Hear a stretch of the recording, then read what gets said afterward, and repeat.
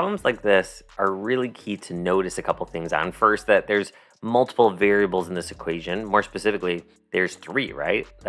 I would say if ever there's three or more variables, you know it's going to be an isolating variables question. So I wouldn't bother reading any of this information. It's really the perfect example of where looking at the answer format can be really useful. And when you look at the answer options, you see all of them say D equals. So we know we're going to isolate D. Now to get D by itself, I don't really want to square this quantity.